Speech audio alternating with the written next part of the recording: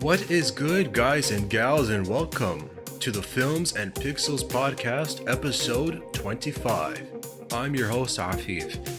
And just before I continue, thank you for a small number of you, even if it's just a few of you, for just sticking with me from first episode to a monumental 25th episode. So thank you so much. I'm excited for this one, looking forward to it very much. So, especially for the topics, a lot of good things really to talk about. One of them really is DC FanDome for this year. The event got canceled after the last 2 years, but it's for a simple reason, so it's not that shocking. Plus, one of the co-showrunners from HBO's House of the Dragon prequel show already stepped down even by the time season 2 was renewed. And speaking of streaming shows, Amazon Prime, a couple of their TV shows, you can guess one of them increasing in production costs, being one of the most expensive of all time, but I'll get into that. Some strange and juicy Don't Worry Darling behind the scenes drama. I mean, that is insane. Also another topic about Apple's iPhone 14 plus their Watch SE reveals. Of course, usually every September they do something, so just break that down a little bit. Plus, kind of like my thoughts from this year's D23 Expo, and the Pinocchio hype train continues, like 3 Pinocchio media projects like in 1 year, or at least one of them coming next year. I'll get into that. But again, if you haven't done so before, just remember, subscribe to this YouTube channel, leave a comment below. It helps with the engagement. Again, like if you want to listen to audio streaming platforms of your podcast choice, it's available in the links in the description below. Spotify, Anghami, Deezer, Pocket Cast, whatever it may be. Links are available. So again, and don't forget to like and follow my social media pages if you want to keep up with the newest episodes. I realize I haven't been coming back every week, just trying to prepare material and my busy daytime schedule, but I will not stop the content one way or another. So thank you very much for staying with me if you have done so, and without any further delay, let's get things going. All right, guys and gals, you remember the DC FanDome events? They're more virtual, that they've been happening over the last 2 years. Well, this year it's been canceled, and for this reason, it's actually really understandable. It was really more like a virtual event for the fans of DC Comics, regarding any sort of projects, media projects, TV series, movies, games, all that good stuff. So it's understandable that it got canceled. It started in 2020, obviously for COVID-19 pandemic reasons, and it did so well that it was repeated a year later in 2021. So it made sense that since things are coming more like back to normal a little bit, now there are in-person events again, hence why, with the San Diego Comic-Con, it's a good thing that it happened and they were part of the event. So it does make more sense that Warner Bros. DC Comics went back, but again, it's really fine. So it did contribute to the decision, especially when looking back, I think maybe last year or the year before with The Batman, Robin Pattinson movie trailer reveal. So, and that brought hype, and that movie was as good as advertised. So, that sort of thing helped. And even things like concept art for like Blue Beetle and Batgirl films, But only this year, they only had a small presence, at San Diego Comic-Con. There was like a showcase, of course. One of the more anticipated movies that's been hyped up for a long time, Black Adam, which now I think about it is almost here, like in a month. I really hope that goes well. And of course, I think maybe next year, Shazam, Fury of the Gods. I really like the Shazam movie from 2019. That was really good. So I really do wish this is just as good, so because of maybe the smaller announcements, maybe people thought okay, they're gonna have a day for like DC FanDome for more announcements, but that's not gonna happen. And this just comes on the heels of them canceling Batgirl. And so it's since then there's been like a tidal wave of bad news, whether it's you know, the HBO Max not having the Batman Cape Crusader animation show, or release dates of those films that also include Aquaman, The Lost Kingdom, plus a PR crisis, with Ezra Miller finding himself in like some strange trouble, hiding from the law, or supposedly grooming a cult of kids of his own. It's a bit of a weird situation. Somehow they're still sticking by him, but they're losing patience. Although a little bit of a rough cut screen testing regarding the Flash movie from next year has seen positive results. So maybe they're just hanging on for now, even though there's a lot of concern with Ezra Miller, but he has admitted some mistakes and maybe will seek mental help. So yeah, there's a bit of concern, but with the Flash film in the PR crisis sort of thing. But yeah, it makes sense why DC FanDome has been canceled for this year. It's at least good that they're kind of back with San Diego Comic-Con. It's still, once again, even this year, a big event that occurred, I think, in June. So really, really great that happened, or I think in July, yeah. Okay, guys and gals, it's obviously no secret at this point that the House of the Dragon Game of Thrones prequel show has been making waves. I mean, it has already been quickly popular, very well, much liked, a lot of viewership, and that's not exactly a surprise. A prequel show to one of the biggest television hits of all time, and even good things that George R. Martin, is more involved, has creative input. So this is a good thing as well. Now, just because I just finished Game of Thrones recently, I just want to take a break from that show in particular, just for a while. But I will come back eventually. I just want to take a break. But 4 episodes in, it's clear that it is a hit, with this one being based on the House of Targaryen. But why am I talking about this show in particular? Just because there was news a couple of weeks back about one of the co-showrunners, who's also executive producer and director, by the name of Miguel Sapochnik. I hope I said his name right. Miguel Sapochnik. He's already exiting the show just before the second season, and I think he left before it got renewed or after. But this is something that was a story that was confirmed by Variety.com.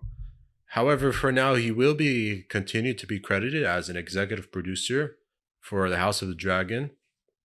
But the other co-showrunner that he's worked with, Ryan Condal, now he's going to be the sole producer, showrunner for the House of the Dragon.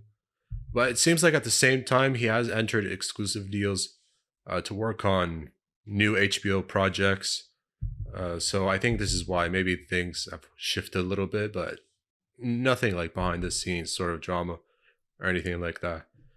However, good thing is that he's worked on Game of Thrones episodes before. I mean, he's credited for for working on, I think, an episode called Hard Home, and this name is very familiar to me, The Battle of the Bastards. I remember this is like season 6 finale of Game of Thrones, when it was like Jon Snow versus Ramsay Bolton. And man, I really, really hated Ramsay Bolton. So I'm really glad he met his fate the way he did. But yeah, he already has some credit for George R. Martin's Song of Fire and Ice material as well. So it's a good thing that Alan Taylor has been on board as director and producer for the second season. I think he's worked on prior episodes before, so it's a good thing that he'll be more involved for the second season. And 4 episodes in, yes, a lot of things are clear. More yeah, I'm fine with the blood and gore. How do I say this cleanly? A lot of inappropriate stuff, a lot of inappropriate, uncomfortable scenes happening. So yeah, and it's one of the aspects that Game of Thrones in particular got a lot of criticism for, and that is fair. Even though a lot of the executives that worked on the show said that they wanted to be faithful to the source material, and I get that once again. But it is understood that it's making people uncomfortable. You know,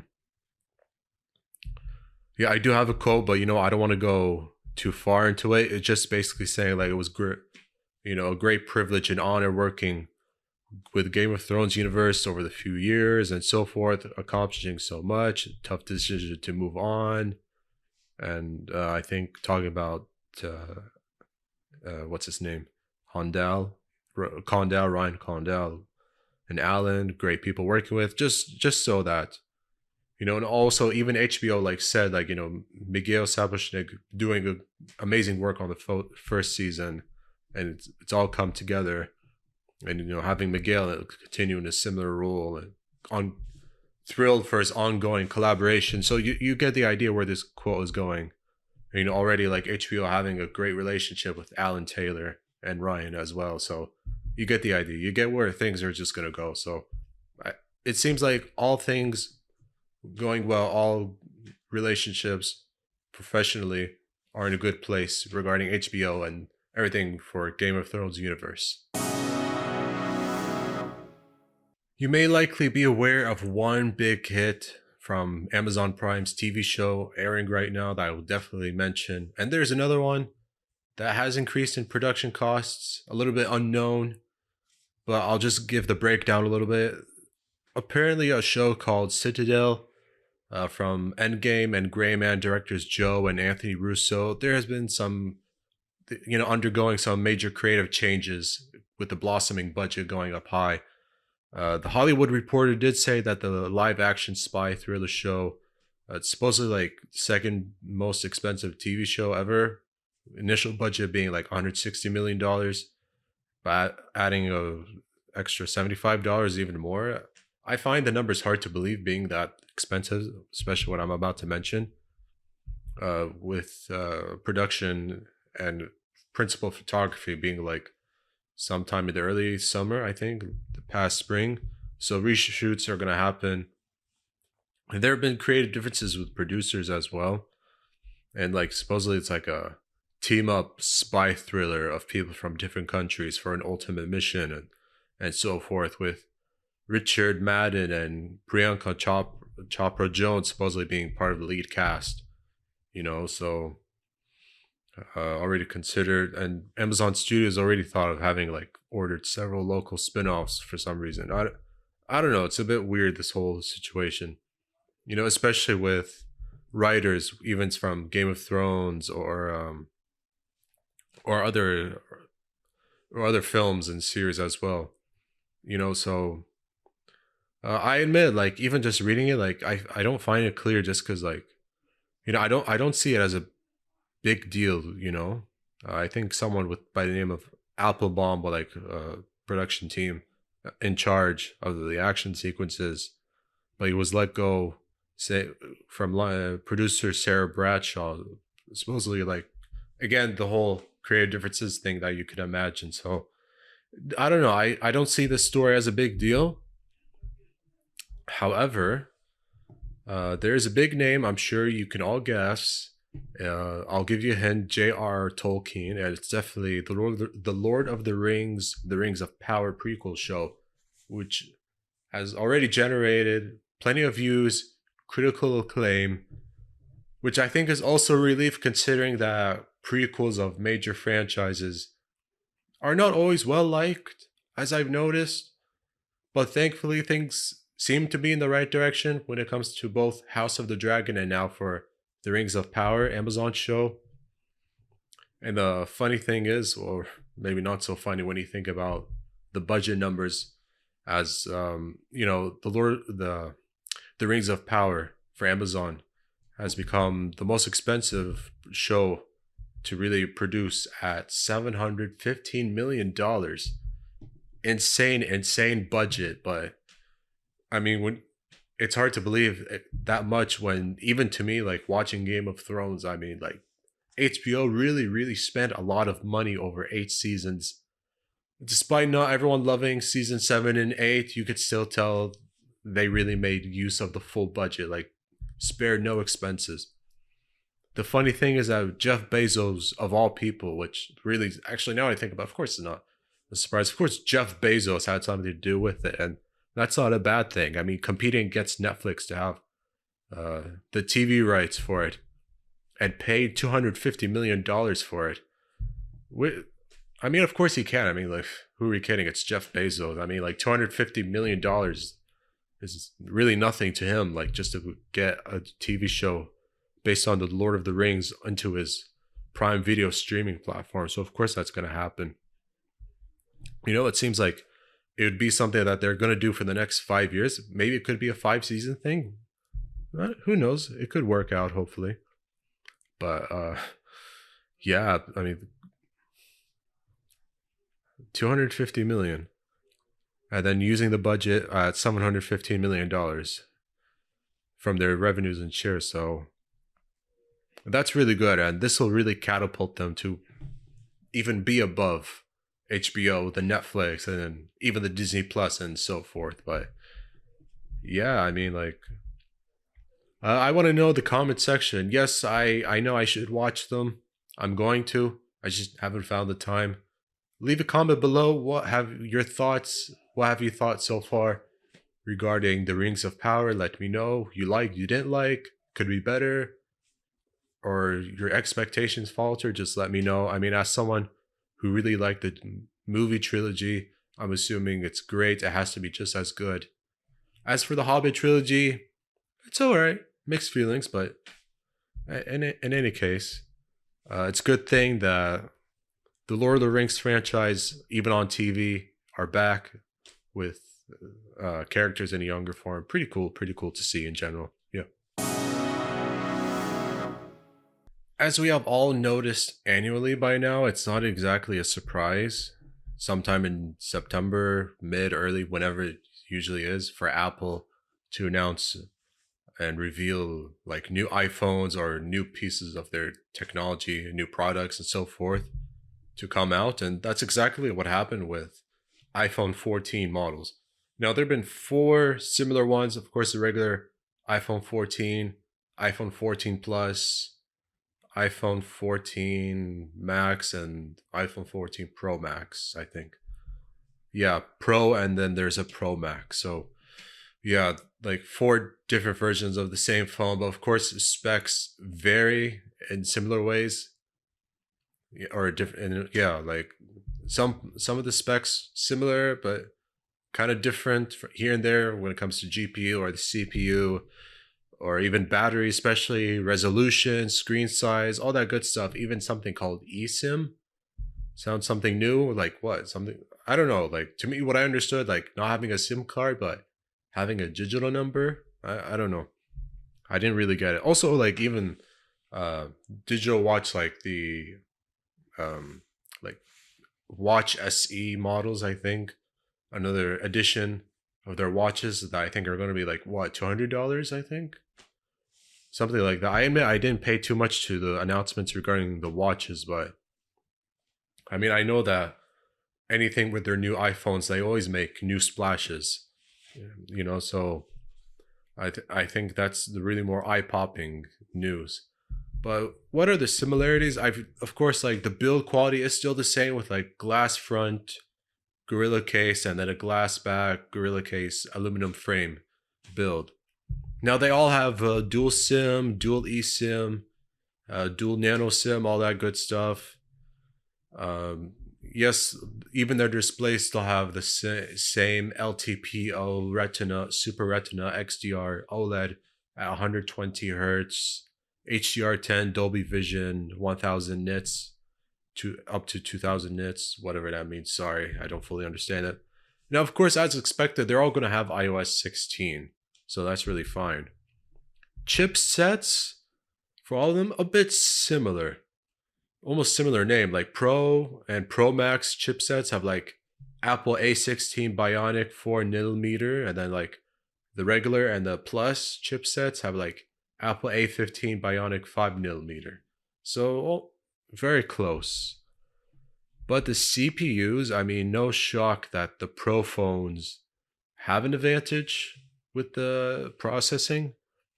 You know, like from 2 by 3.6 2 wait yeah 2 by 3.46 gigahertz compared to 2 by 3.23 gigahertz. So there's a slight advantage, but it really does make a difference, especially if you're not very patient and you're waiting for things, or even like airdropping files from MacBooks and iMacs to phones and iPads and so forth, like product synergy in a way. So that's really important as well.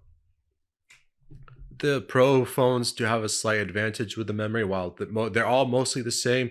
There's at least an extra 1 terabyte, but still, yeah, also like 1 terabyte drive, 6 gigabytes RAM. They all have 6 gigabyte RAM, NVMe storage, even like 128 gigs, 256 gigabytes, 512 gigabytes. They all have that size. It's just that the Pro phones have a 1 terabyte storage. So that's at least just one difference. They're all the same size, but the Pros have the 1 terabyte in terms of memories. That's all. But yeah, like, and the standard like video feature, like 4K, 24, 25, 30, 60 FPS, even like 1080p at 25 to 30, 60, and 120 FPS with gyro EIS. So where am I going with all this? I wouldn't say it's all the same, but it's pretty cool that some of the specs, even like for me, remind me of the more premium Samsung, the Sony, the Huawei phones, and whatever else with HDR feature for the main camera, and even HDR for the selfie camera, up to 4K 30 FPS. That's also pretty cool. Batteries a bit different. At least the Pro batteries, 4323 lithium MAH non-removable. If what I'm saying makes sense. Like, you can go up to 50% 30 minutes, but with a USB 2.0. But yeah, like, but yeah, that's mostly the similar things. They, of course, Wi-Fi. Of course, there's going to be Wi-Fi. All have NFC, no radio for some reason, Face ID sensors, all that good stuff. As for the price tag, I really don't know. But I think most iPhones are usually like, what, $1,000? Or am I exaggerating? I think the Samsung Fold or Samsung Flip phones, those are pretty cool. But I've seen them like being priced at like thousands of dollars, and as cool as they look, and I've seen it in person, not entirely for me, and that's a lot of money for really the same phone, just like to flip it. So, oops. But yeah, I don't know. It's hard for me to say if it's worth it. I'm not really an iPhone user. It's nothing personal, just not something for me. Never really like had one. I've used them. I'm familiar with them, but never really like having one of my own, So just I mean, of course, like, it's gonna have a lot of hype. I mean, it's one of the top 5 tech brands in the world, so it wouldn't be surprised if by the time it's out, like what, next month, everyone goes out and gets them at a local Apple store or local mobile shop and pay all of their salary money just to get them. I don't know. I can see that happening. Yeah, I mean, just get the newer, and because like the older phones, whether it's 11, 12, 13, are probably not going to be able to run iOS 16. So that does make sense. I think maybe that's one of the reasons to have the latest software features with iOS 6. So by the time some of the older phones, even if it's like iPhone X, not compatible with running iOS 16, I can see a lot of people immediately getting the iPhone 14s. I think it was the past weekend that was actually a really exciting time for Disney fans. I think also one of the reasons, also like a upcoming 100th anniversary celebration, but more than just that, like announcements from really all of their properties that they've got. Of course, Marvel, Lucasfilm, Pixar, Disney Plus, their Disney Channel, everything really. Like, they really went all out on for their presentations on a span of 3 days, I think, in the last week. Upcoming trailers, TV shows, all sorts of stuff, really. So I'm just gonna talk about like I don't want to waste time saying different things that were announced, but I'm just gonna go over different things that I was just thinking about. I liked and didn't like. Was glad to see.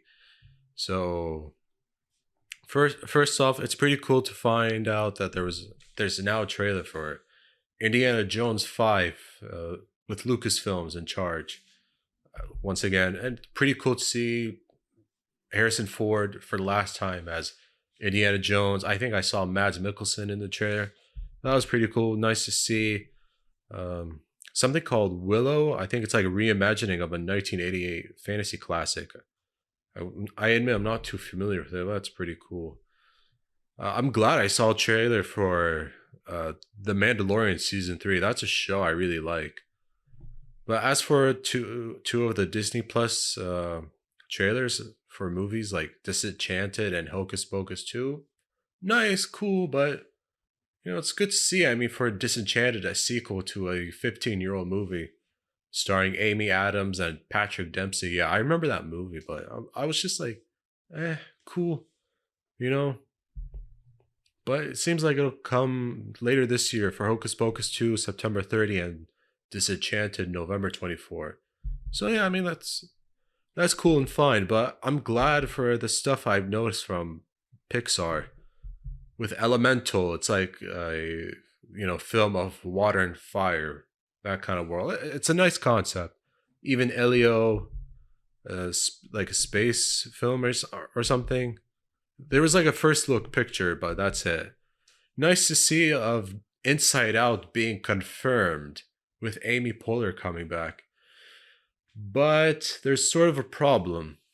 Due to tense negotiations, it's possible that both Bill Hader and Mindy Kingling? Yeah, Mindy Kingling, I think. I hope I got the name right. May not return for those reasons due to negotiations that don't seem to be working out. But there's going to be new emotions for the teenager Riley character. Yeah, that's going to be pretty cool. Uh, yeah, I mean, really a lot of stuff. Now, it would be wrong for me not to also mention the Little Mermaid teaser trailer. I mean, that was really the best part of it. That was really eye popping. I mean, I had no idea Haley Bailey could really sing. I know she sings with her sister Chloe, but I had no idea she was such a really good, talented singer. I had no, like, she'll do really well in the movie. The visuals are really impressive for a movie that's coming for like May 2023. That was pretty good to see. It's also good that Marvel found a new director for their Fantastic Four movie. John Watts wanted to take a break from the genre, so Matt Shackman will be directing the reboot pick. He did work on the WandaVision show, so it makes sense that he's a natural hire for it. Also, I thought it was pretty interesting regarding Captain America: The New World Order. A character that was teased way back in 2008 from the Incredible Hulk movie. This villain will finally make an appearance. Tim Blake Nelson will be back as the leader, a Hulk villain that will be the main antagonist for this movie. This is actually pretty interesting. I didn't think this would ever happen. I actually forgot of this character, the leader, but that's pretty nice to see as well. With this time, Anthony Mackie being the leader, going leading off from the Falcon and Winter Shoulder, the Falcon and Winter Soldier TV show. So that was pretty cool to see. As for animation, like, yeah, of course on TV, of course different shows like Loki's coming back for season 2. That's pretty cool. Star Wars: The Bad Batch for second season. Tales of the Jedi, like an animated anthology. Andor, I'm not sure what the deal, why there has to be something like this, but Diego Luna coming back from the Rogue One movie. I like that movie, so it's fine. But at least the producers of Rogue One are collaborating for this, so that's fine. It's supposedly premiering. I had no idea it would be this soon, September 21. Wow, pretty soon. Okay, very soon a lot of these shows. Uh, wow. Okay, what did I not like? Oh wait, hold on. Like Zootopia Plus TV show. But yeah, again, what I want to say. What did I not like? Uh, well, here's one of the things: the Thunderbolts announcement. I wasn't really feeling it. I was not exactly a fan of the Thunderbolts announcement. It's cool that there's a concept picture, concept art, whatever, but you look at the cast, possible cast. I mean, yes, Julia Dreyfus Louise, she was supposed to be introduced in the Black Widow film instead of the Falcon Winter Soldier TV show, but it happened the other way around for COVID reasons. And a couple of, actually, now I think about it, three Black Widow characters: Red Guardian, Yelena, and Taskmaster coming back. As for the characters, whatever. I don't know. It would have been great if there was Baron Zemo and the Abomination, but this is an obvious attempt to do what DC did twice with the Suicide Squad. At least the one directed by James Gunn was so much better, but I don't like this attempt. I'm not exactly happy about it. Okay, Mufasa the Lion King, the prequel of Mufasa. Why? I don't get it. I don't get it. As much as I love The Lion King, my favorite Disney animated movie of all time, the remake, a bit of a disappointment. I didn't hate it, I just was a bit disappointed by the remake. So why? I don't know. Coming in 2024, but I'm not exactly excited about this. Peter Pan and Wendy. It is all going to be for Disney Plus next year, but it's not clear to me. Is this a live action film only for Disney Plus, just similar to how Pinocchio movie is now only on Disney Plus, which everything Pinocchio I'll talk about in a moment. I'm not excited for. Wish. It could be a 2D animated film. I don't know. I saw a picture of it, like a first look picture, or maybe this might be interesting. I don't know if it's going to be 2D or 3D, but there's like a first look picture. Sorry. It's like set in a kingdom in Rosas. Centers on a 17-year-old girl named Asha, voiced by Ariana DeBose. And there's going to be a talking goat. Of course, there's going to be like a talking animal sidekick. And once again, voiced by Alan Tudyk. A goat named Valentino. I mean, there's always has to be like some sort of talking animal sidekick with a Disney princess character. Just like we saw with Moana and maybe some other films. Of course, there's going to be the same thing. However, I'm a bit surprised that Daredevil Born Again, yes, coming next year, and it's good that Vincent D'Onofrio is coming back with Charlie Cox, but I was hoping that this would be season 4, a continuation from the Netflix show, but I guess based on the title Daredevil Born Again, it is a reboot, so it's going to be a season 1, 18 episodes. Fine. I wasn't entirely too happy about it, but I can accept it. It's fine by me. Werewolf by Night, I thought that was really weird and random, but supposedly like a Halloween special thing. But pretty cool how there's this like old film, black and white horror style. Neat idea with the Man-Thing character. I don't know what the deal is. I admit that. So, some pretty good highs, but a few lows for me regarding the event in general. However, regarding everything that's been happening over the last 2.5 years with virtual events, it's a good thing that something like this has happened again in person. And everyone showed up, cast has showed up. I do want to mention, say it with me, Thunderbolts cast. Most of them were there, but not everyone, only because what's her name? Florence Pugh was in Venice for Don't Worry Darling presser and screening, which I'll talk about that in a moment. But yeah, Thunderbolts thing, right now I'm not really feeling it. Sorry. Okay, so let me just make one thing clear. I really can care less. In fact, I don't care at all what's going on with celebrity gossip, who's hooking up with who, who's breaking up with who's getting married, engaged, pregnant, whatever it may be. Whether it's like material from E Magazine or other entertainment celebrity magazines, or, you know, shows that are on E. Very rarely I check out E. Like, I barely do, in fact, so I really don't care. So this topic's just leading me to, in terms of a movie behind the scenes drama, that's really getting a lot of bad PR. And maybe that kind of bad PR will get a lot of buzz. But even this movie in particular, Don't Worry Darling, not exactly. Critically, not entirely doing too well, at least for the moment, but I don't know what's going on. I mean, this whole situation really is centered on one person. That's director Olivia Wilde.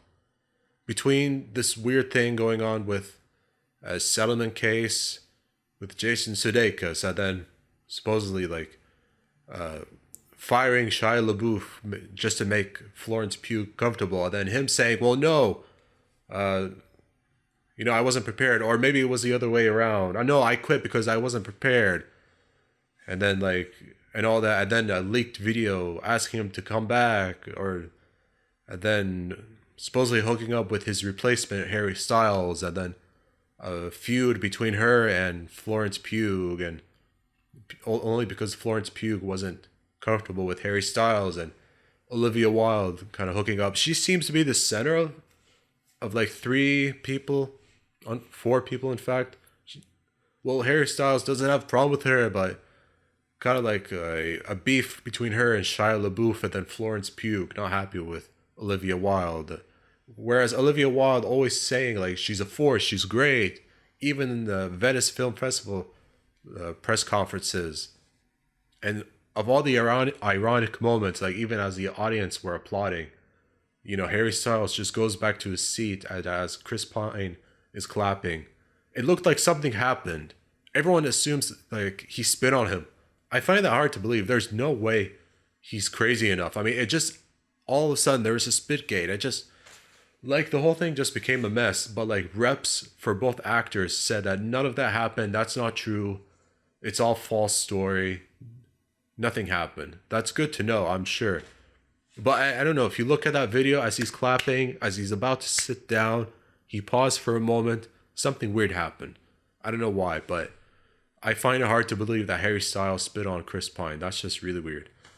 But I mean, I don't remember the last time a film like this got so much bad PR. I know it's not the first time, but I just can't recall something like this. But there's been a lot of movies where producers and directors and cast members supposedly having creative differences, whether it's direction of the movie or script writing or whatever it may be. But I mean, I at least I give Olivia Wilde credit for saying good things about Florence Pugh, whereas Florence has been silent on the whole situation. Hasn't really voiced anything. Despite even also being in Venice, taking a break, or just supposedly being there.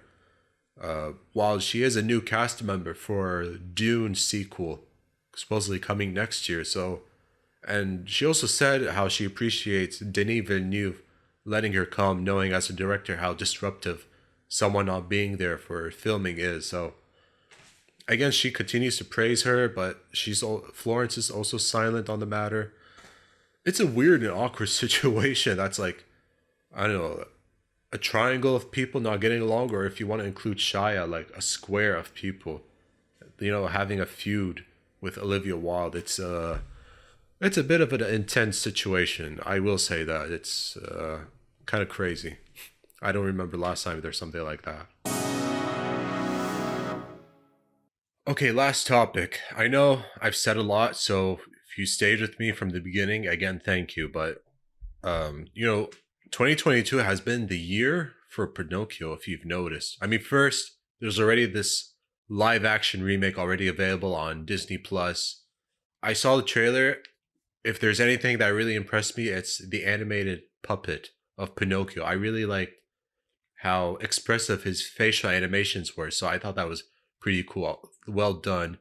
And I really like the casting of Tom Hanks as Geppetto. Although since its release early September, critics haven't exactly liked the movie too much, mediocre reviews. Not exactly a surprise when you think of recent remakes being somewhat of a disappointment despite the box office success. So I was concerned that this would be a continuing trend with happening, but it is what it is. Second project is directed by Guillermo del Toro, um, on Netflix coming early December, actually, a Pinocchio movie. But this time, I really think this one's going to be more interesting, especially when you consider the budget being used as well, because the trailer showed Pinocchio more of like this wooden character, wooden boy, like, nothing similar to the cartoon from Disney in a way, but using stop motion animation, which I think that's really interesting. If you think of other films like Chicken Run and Wallace and Gromit, I think you know the direction it's going. So I think it's really nice to see that budget is being used by and the support by Netflix using stop motion animation to get the vision that Del Toro is going for. A third and final thing, this may be the more interesting one that I didn't think would happen, is like a video game in the Souls like genre. If you've heard of Dark Souls, you get the idea. It's gonna have this like Dark Souls gameplay, but like with Bloodborne aesthetic, and it's really meant to be a love letter to the From Software development team, especially since like this subgenre has been everywhere in recent years, not just with Steel Rising now and Themyscira. I think another game meant to be a bit easier, and also like 2 years ago, a similar game by an indie team called Mortal Shell. You know, they made this game called Mortal Shell that was pretty interesting as well. So it's like a subgenre that's really trending from this innovation Souls-like game. Just seeing the trailer, I thought it was pretty cool. Like, of course, the storytelling, it's expected to be vague. I thought it was unusual change. Like when you see Pinocchio costume design, even like he looks like really a real boy, you know. And some of the characters, like, yes, it is Pinocchio, but it's sort of inspired by it. At least that's what I got from the story trailer. Again, it's like really vague. It's good that there was gameplay as well, just roaming around in a town. Level design kind of remind me of a little bit of like what we've seen from Yarnum on Bloodborne. Meant to be gothic, creepy, horror elements. It's good that there's going to be like even like item pickups and different ways of using potions or upgrading material, upgrading swords, maybe even upgrading guns. I think maybe there are guns. I could be wrong. Different aesthetics, costumes, or even like different souls like currency. Like you get the idea of the gameplay, and it's expected to be difficult and no pause menu except if you're just going for your inventory and checking out, changing your set, your weapon set, and all that good stuff. Dodge roll, like I already mentioned earlier. So and also like strategic combat and lock on. So again, like when you think of Souls, like when you look at Dark Souls, you get where the gameplay is coming from. So it's going to be really similar in a lot of ways. There's going to be feeling of familiarity, like again, like I know I keep repeating the same word, familiar, similar, but I thought that's an interesting direction that they're going for, and like yes, it's coming next year, only for next gen consoles, but it's nice that there's like this love letter on the whole Souls like thing, because it's really working that developers that recognize that players just not just having fun, but they really want to be challenged. So I'm assuming that the punishment will be just as difficult as similar games. But I mean, only when next year, there's no release date. That's all I can say. There's no official release date. But it's going to be like different enemies as well, like robots and maybe sorcery and so forth. But just I saw a gameplay trailer. I know I said that, but going around battling different enemies, trying to traverse in different ways, getting different items, finding secrets. So I'm hopeful that this will work out well. Um, and I think I saw like a character of like a elderly woman. So again, like just check it out from a TGS 2022 event. But again, like it's just very vague, but it may end up being very well. Um, I would be disappointed if the results were otherwise. All right, guys and gals, that pretty much does wrap up episode 25 of the Films and Pixels podcast. Once more, I want to thank anyone who stayed from beginning to end, watched on YouTube, listened on your preferred podcast of choice, podcasting platform of your choice. Thank you. I know a lot was said, but I just want to get it out there. Thank you so much from sticking with me from beginning to end. Please subscribe, like, follow, you know the drill. Leave a comment. It's always much appreciated. Does me a favor. All that kind of effort, just a little bit of an effort's enough for me. So thank you, really. It means a lot. Your support means a lot. Even if a friend, a stranger, something good, thank you. And, I'm your host, Afif, the Films and Pixels podcast. Good day and good night.